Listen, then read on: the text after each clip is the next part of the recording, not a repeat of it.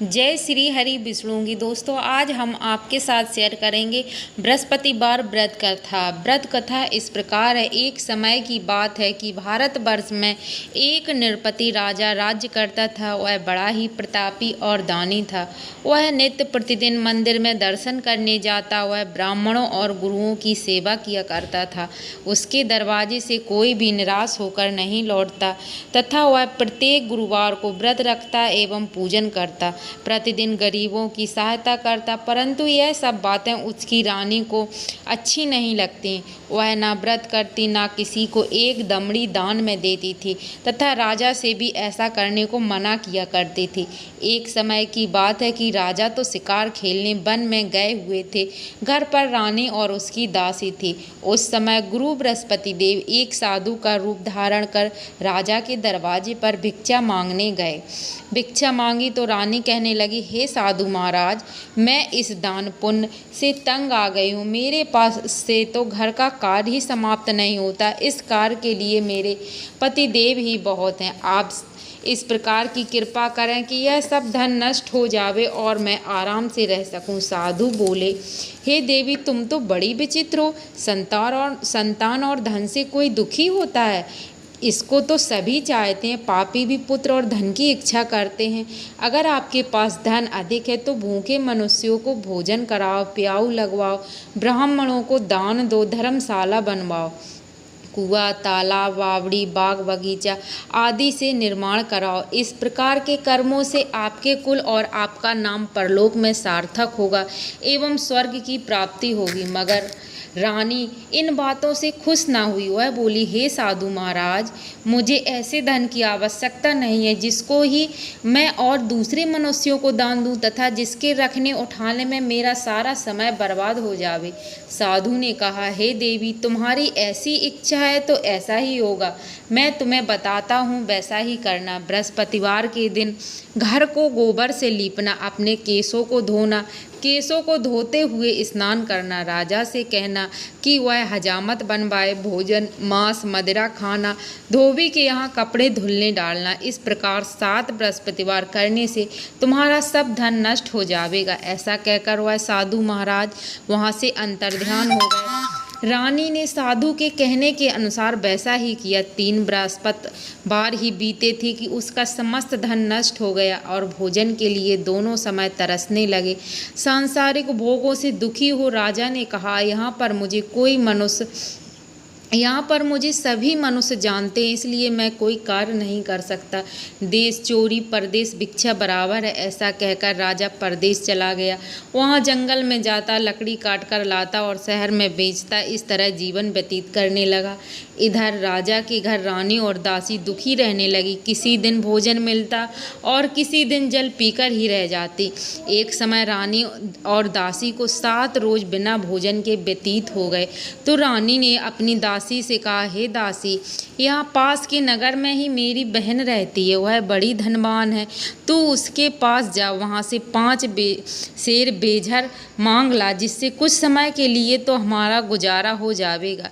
इस प्रकार रानी की आज्ञा मानकर दासी बहन के पास गई। उस समय रानी की बहन पूजन कर रही थी, क्योंकि बृहस्पतिवार था। जब दासी ने रानी की बहन को देखा, उससे बोली, हे रानी, तुम्हारी बहन ने भेजा है, मेरे लिए 5 सेर बेझर दे दो।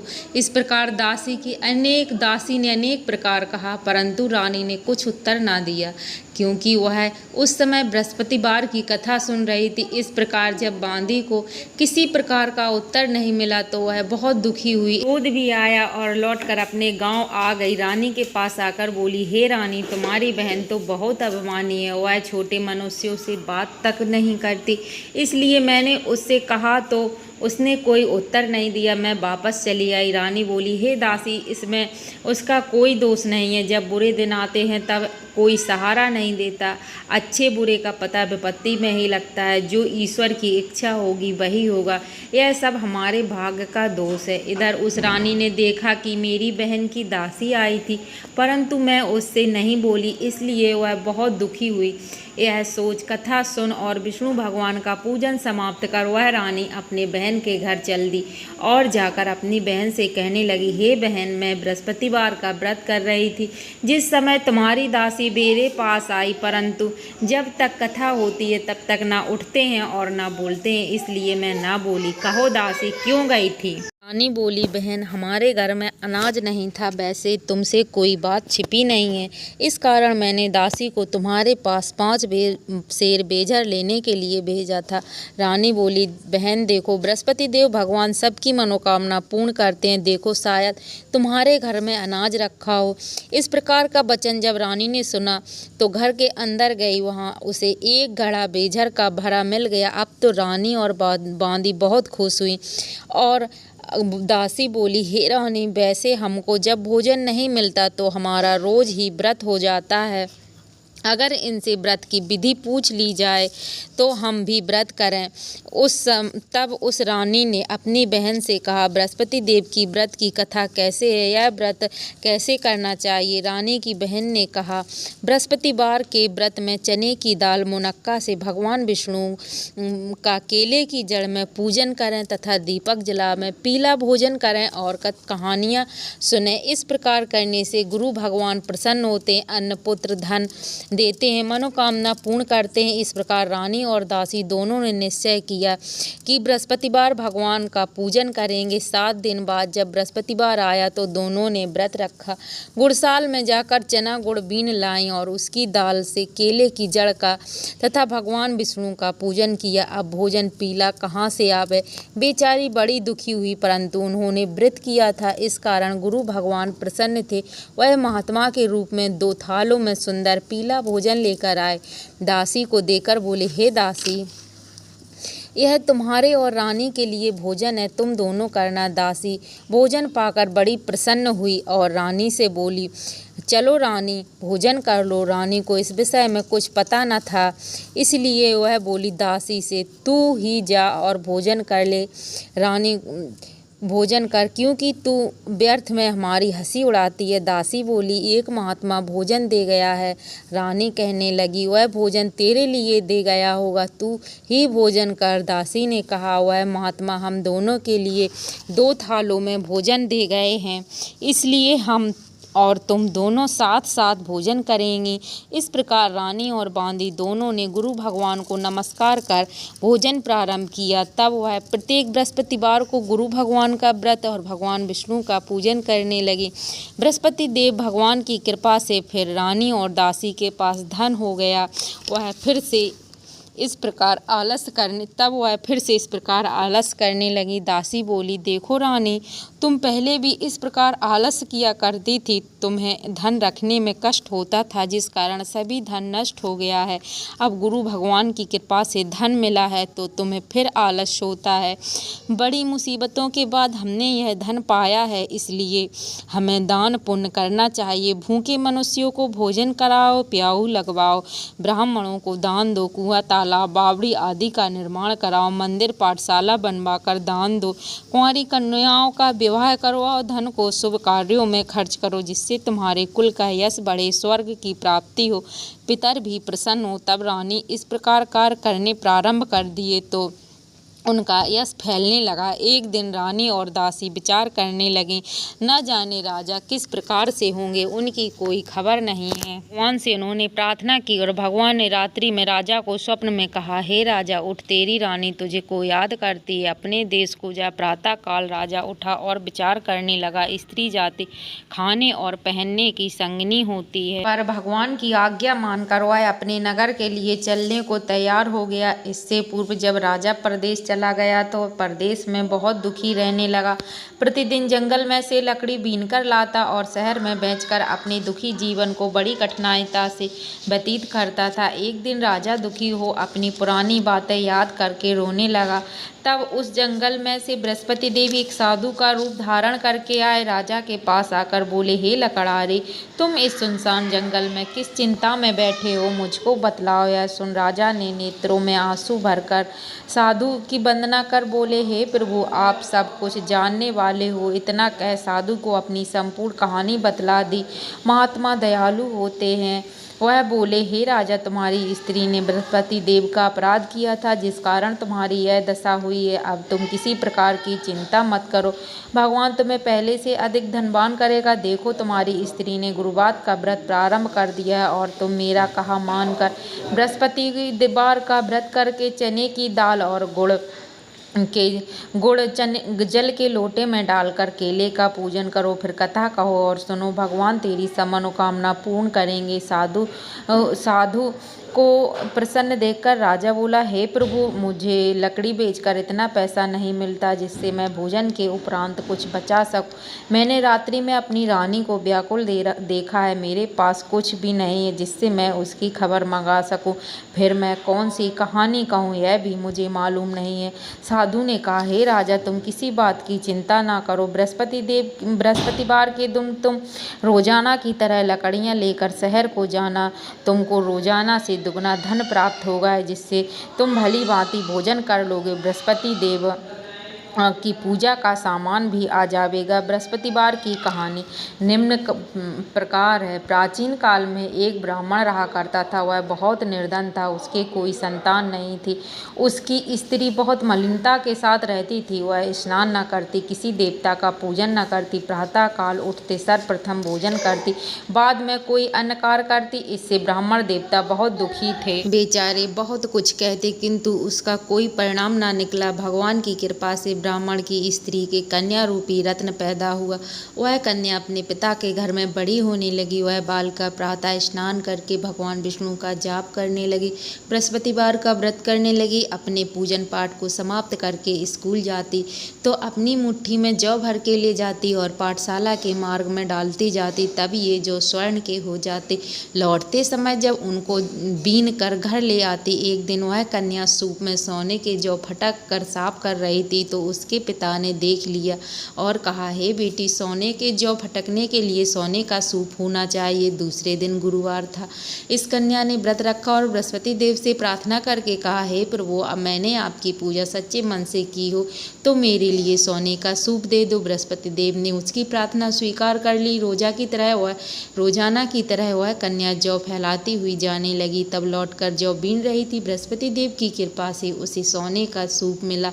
उसे लेकर वह घर आई, उससे जौ साफ करने लगी, परंतु उसकी माँ का वही ढंग रहा। एक दिन की बात है, वह कन्या सोने के सूप में सोने के जौ साफ कर रही थी। उस समय उस शहर का राजपुत्र वहाँ से होकर निकला। इस कन्या के रूप और कार्य को देखकर मोहित हो गया। वह अपने घर आकर भोजन जल त्याग कर उदास होकर लेट गया। तब राजा को इस बात का पता चल गया तो राजा प्रधानमंत्री के पास गए और बोले, हे बेटा, प्रधानमंत्री के साथ उसके पास गए और बोले, हे बेटा, तुम्हारा किसी ने अपमान किया अथवा किस कारण क्या कारण है सो कहो, वही कार्य मैं करूँगा जिससे तुम्हें प्रसन्नता हो। अपने पिता की राजकुमार ने बात सुनी। वह बोला, मुझे आपकी कृपा से किसी बात का दुख नहीं है, ना किसी ने मेरा अपमान किया है, परंतु मैं उस लड़की के साथ विवाह करना चाहता हूँ जो सोने के सूप में सोने के जौ साफ कर रही थी। यह सुनकर राजा आश्चर्य में पड़ गया। बोला, हे बेटा, इस तरह की कन्या कहाँ है, पता लगाओ, मैं उसका विवाह तेरे साथ अवश्य करवा दूंगा। राजा ने उस लड़की का घर बतलाया।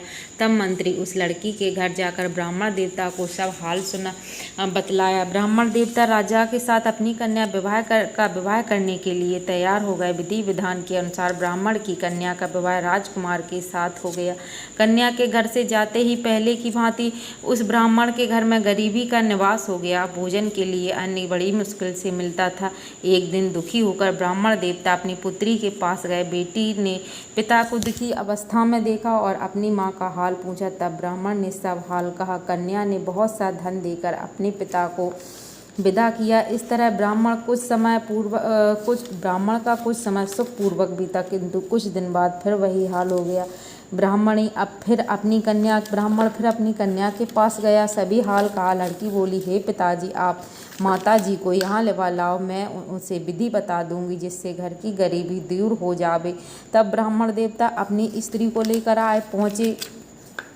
वह पुत्री अपनी माँ को समझाने लगी, हे माँ, तुम प्रातः काल उठकर स्नान आदि करके भगवान विष्णु का पूजन करो तो सब दरिद्रता दूर हो जाएगी।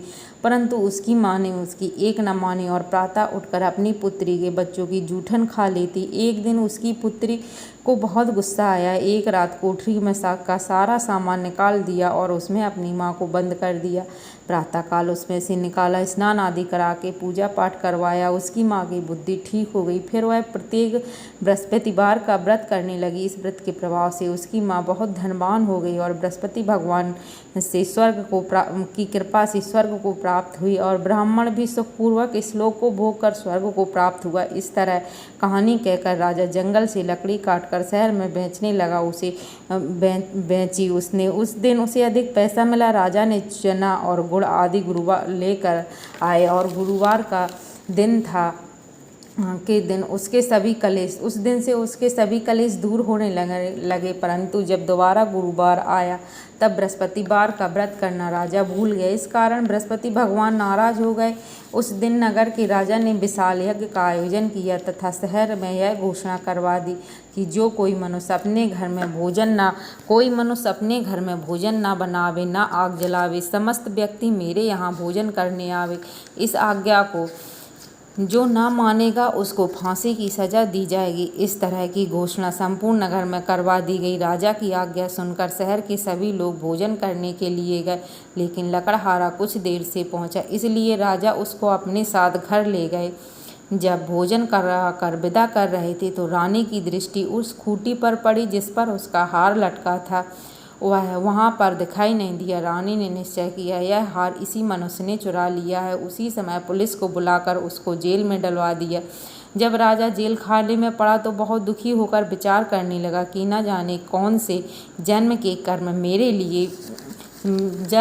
से मेरे लिए दुख प्राप्त हुआ है। उसी साधु को याद करके जो जंगल में मिला था, उसी समय तत्काल बृहस्पति देव साधु का रूप धारण कर प्रकट हो गए और उसकी दशा को देखकर कहने लगे, अरे मूर्ख, तूने बृहस्पति देव की कथा नहीं की, इस कारण तुझे दुख प्राप्त हुआ है। अब तू चिंता मत कर। बृहस्पतिवार के दिन जेल खाने के दरवाजे पर 4 पैसे पड़े मिलेंगे। उनसे तू बृहस्पति देव की पूजा कर, तेरे सभी कष्ट दूर हो जाएंगे। बृहस्पतिवार के रोज उसे 4 पैसे मिले। राजा ने कथा कही। उसी रात बृहस्पति देव ने उस नगर के राजा को स्वप्न में कहा, तुमने जिस आदमी को जेल खाने में बंद कर दिया है वह निर्दोष है, वह राजा है, उसे छोड़ दो। रानी का हार उसी खूंटी पर लटका हुआ मिलेगा। अगर तू ऐसा नहीं करेगा तो तेरा राज नष्ट कर दूंगा। इस तरह स्वप्न राजा को आया। प्रातःकाल उठा और खूंटी पर हार लटका देखकर लकड़हारे को बुलाकर क्षमा मांगी और उसे सुयोग अच्छे सुंदर वस्त्र आभूषण देकर विदा किया। गुरुदेव की आज्ञा अनुसार राजा नगर को चल दिया। जब राजा नगर के निकट पहुंचा तो उसे बड़ा आश्चर्य हुआ। जब वह पहले नगर छोड़ कर गया था, पहले से अधिक नगर उस नगर में अधिक बाग, तालाब, कुएं, बहुत सी धर्मशालाएं आदि बन गई थी। राजा ने पूछा कि यह बाग किसके हैं? तब नगर के सब लोगों ने कहा कि यह रानी और बांदी के हैं। तब राजा को आश्चर्य हुआ और गुस्सा भी आया।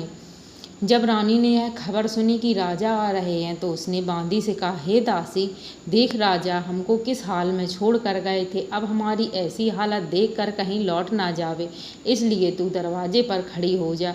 आज्ञा अनुसार दासी दरवाजे पर खड़ी हो गई और राजा आए तो उन्हें साथ लिवा लाई। तब राजा ने क्रोध करके अपनी तलवार निकाली और पूछने लगे, बताओ यह धन तुम्हें कैसे प्राप्त हुआ है? तब उन्होंने कहा कि यह धन हमें बृहस्पति देव के व्रत के प्रभाव से प्राप्त हुआ है। राजा ने निश्चय किया कि 7 रोज बाद तो सभी बृहस्पति देव का पूजन करते हैं, परंतु मैं रोजाना दिन में 3 बार कहानी कहा करूँगा तथा रोज व्रत किया करूँगा। अब हर समय राजा के दुपट्टे में चने की दाल बंधी रहती, दिन में 3 बार कहानी कहता। एक रोज राजा ने विचार किया कि चलो अपनी बहन के यहाँ हो आवे। इस तरह निश्चय कर राजा घोड़े पर सवार हो अपनी बहन के घर जाने लगा। मार्ग में उसने देखा कि कुछ आदमी एक मुर्दे को लिए जा रहे। उन्हें रोककर राजा कहने लगे, अरे भाइयों, बृहस्पति देव की कहानी सुन लो। तो वे बोले, हमारा तो आदमी मर गया है, इसको अपनी कथा की पड़ी है। परंतु कुछ आदमी बोले, अच्छा कहो, हम तुम्हारी कथा भी सुनेंगे। राजा ने दाल निकाली और जब कथा आदि हुई तो मुर्दा हिलने लगा। जब कथा समाप्त हुई तो मुर्दा राम राम कह के मनुष्य खड़ा हो गया। आगे मार्ग में उसे एक किसान हल जोतता हुआ मिला। राजा ने उससे कहा, अरे भैया, तुम मेरी बृहस्पतिवार की कथा सुन लो। किसान बोला, जब तक मैं तुम्हारी कथा सुनूंगा तब तक 4 हरैया जोत लूँगा। अपनी कथा किसी और को सुनाना। इस प्रकार राजा आगे चलने लगा। राजा के हटते ही बैल पछाड़ खाकर गिर पड़े। उसके पेट में जोरों से दर्द होने लगा। उस समय उसकी माँ रोटी लेकर आई। उसने जब यह देखा तो पूछा, क्या हुआ है? बेटे ने सभी हाल कह दिया तो बुढ़िया दौड़ी दौड़ी उस घुड़सवार के पास गई। बोली, मैं तेरी कथा सुनूंगी, तू अपनी कथा मेरे खेत पर चल कर कहना। राजा ने बुढ़िया के खेत पर जाकर कथा कही। कथा सुनते ही बैल खड़े हो गए और किसान के पेट का दर्द बंद हो गया। राजा अपनी बहन के घर पहुंच गया। बहन के भाई की खूब खातिरदारी हुई। दूसरे रोज प्रातःकाल राजा जागा तो वह देखने लगा कि सब लोग भोजन कर रहे हैं। राजा ने अपनी बहन से कहा कि कोई मनुष्य ऐसा है जिसने भोजन ना किया हो आज बृहस्पतिवार, वह मेरी बृहस्पतिवार की कथा सुन ले। बहन बोली, हे भैया, यह देश ऐसा ही है। पहले यहाँ के लोग भोजन करते हैं, बाद में अन्नकार करते हैं।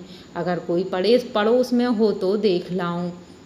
वह ऐसा कहकर देखने चली गई, परंतु ऐसा कोई व्यक्ति नहीं मिला जिसने भोजन न किया हो। वह एक कुम्हार के घर गई जिसका लड़का बीमार था। मालूम हुआ कि उनके यहाँ 3 रोज से कोई भोजन नहीं किया है। रानी ने अपने भाई की कथा सुनने के लिए कुम्हार से कहा। वह तैयार हो गया। राजा ने जाकर बृहस्पति देव की कथा कही, जिसको सुनकर उसका लड़का ठीक हो गया। अब तो राजा को प्रसन्नता होने लगी। एक दिन राजा अपनी बहन से कहा, राजा ने, बहन, अब मैं अपने घर को जाऊँगा, तुम भी तैयार हो जाओ। राजा की बहन ने अपनी सास से पूछा तो सास बोली, हाँ चली जा, परंतु अपने लड़कों को मत ले जाना, क्योंकि तेरे भाई के कोई संतान नहीं है। बहन ने अपने भाई से कहा, हे भाई, मैं तो चलूँगी पर मेरा कोई बालक नहीं जाएगा। राजा बोला, जब कोई बालक नहीं चलेगा तो तुम ही क्या करोगी? बड़े दुखी मन से राजा अपने नगर को लौट आया।